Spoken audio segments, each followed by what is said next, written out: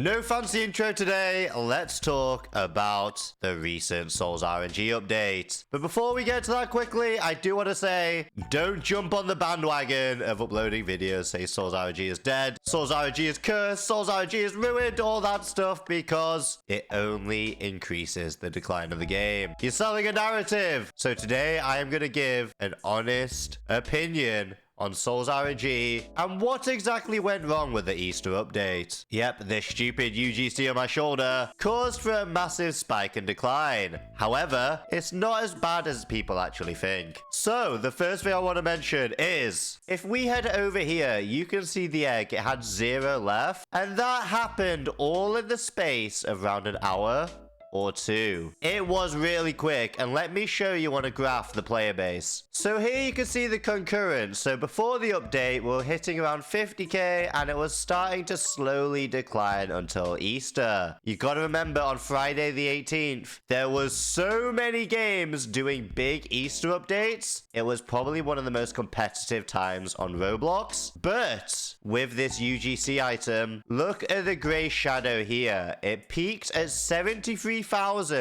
and then dropped straight back down to around 40,000, which, yes, for an update does kind of suck, but apart from that, it's just been a steady decline since then. Nothing too crazy on the week before though. Obviously, it's just slowly going down, which is expected when essentially the only rare aura added to the game was Jazz Orchestra, which is 1 in 300 million. And wait, if I go to chat, I'm pretty sure you will see, yep, someone's found it already. First called Sovereign. I'm pretty sure we could probably find another one. Yep, there's another one there. So it is pretty easy to get, and a lot of people have already gotten it. So there's essentially no content left in the game. However, the big spike was ultimately caused by this UGC item because, again, this counter here, all right, this really put people under pressure, and then as soon as they saw 0 left, they just left the game. But if we go to inventory, you still need to get this egg, because it says an egg containing the power of a biome. You can use it for after the event is over. And bro, there's only one biome this is gonna be, and that is the glitch. And doesn't this little egg in the inside remind you of these runes? Look at it. It's literally very circular, oval shaped with an icon. So again, back here, you've obviously got the star, which is just the egg thing, but surely this has to be a rune of glitch. But there's a big but here. There is another positive from this. It's just gonna take some time for us to adjust. It also might be a negative, which we'll say later on in this video. However, if we go to update progress, look, Eon 1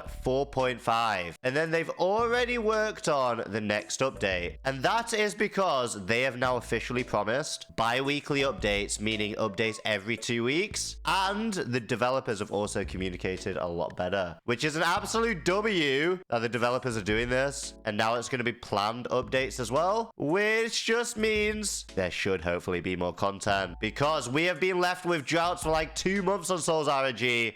But since the updates were big, it always brought players back. However, with this bi-weekly change, it means the updates aren't as big, but they're more frequent, which can be a pro or can be a con. Anyway, before we get into the con of that, let's just highlight the fact that the developers are communicating more, because we've also already been shared sneak peeks for the next update, which looks like a quest board, meaning you might actually have to do things for some good rewards. Wait a second. Do you see that? You get a gladiator potion from this, 500 fortune wands and speed potions, and also some incense burner, which, doesn't that sound troll? Incense is just a thing you burn which smells nice, unless that's a new Stella's candle. Who knows? Anyway, they are constantly working on updates, which is great, and they are constantly communicating back and forth with the community, because they've done polls here, which will also be implemented to do with cutscenes, and they also added a hotfix for the godlike potion when it originally got nerfed, and the community were going absolutely crazy about it. So they are listening. It's just, will this update or bi-weekly pan actually appeal to new players? So this is the con I was on about. If they are doing small updates every 2 weeks, doesn't that only apply to the core player base? Like, they need to also implement big updates as well well alongside these small bi-weekly ones. And then they can start to add new and exciting things to appeal to the old RNG audience, which may have left for other games such as Fish or even Bubblegum Simulator. With so many AFK simulators, RNG games, and all that stuff, it is very hard for people to allocate their time. So they really need to make sure they add something crazy to get the player base back up. Otherwise, it'll just continue on that slow decline. So lots of ways games do this is by doing small updates whilst working on a big one. And I'm not sure if Sol's RNG are honestly capable of that. Fingers crossed they are, and fingers crossed they see this video, because last time we've done videos like this, we've never shed hate on the game. We've always been optimistic, and the developers do seem to lock in after. Anyway, my next point is going to be Doomsday. Okay, what the heck actually happened with Doomsday? I thought they were going to make it so auras are harder to get, but instead they just diluted them even more. Just look at the chat. We've only got 30,000 players, and it's just constant global still. This is honestly worse. When the game used to peak at like 160k players, there wasn't even that many globals at the time. Who remembers when Heavenlies used to get your permafrost, bro? Anyway, the reason why I'm going to show you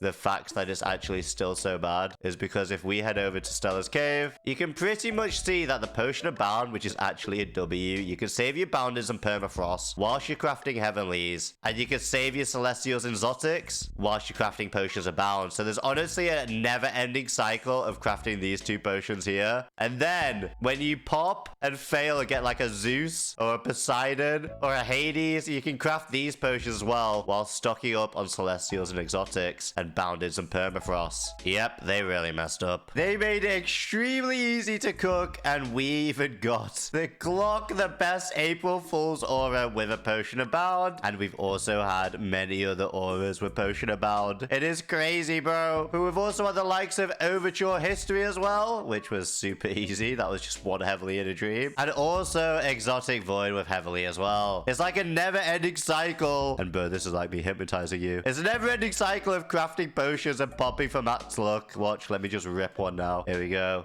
We're gonna time it on the 2x. Oh, well, we got a Bounded, and that means we can just craft another potion. I'm telling you, it's never ending. It is so broken. What have they done? Anyway, for the last part of this video, I would just like to say, since the developers are actually replying to us, let me know what Sol's RNG could do to help make it a positive trajectory on the player base, and also just on the direction of the game. And don't just comment Sol's RNG is dead. Get off it. If you're like me and still watching these videos, we just love RNG games. Anyway, let me know what the devs should fix, and I will follow up with them and hopefully give a part 2 to this video with some solutions they have in place. Let's go, gang! Back to some potion popping tomorrow. And let's just say I got my dream aura. Noodle look is so back.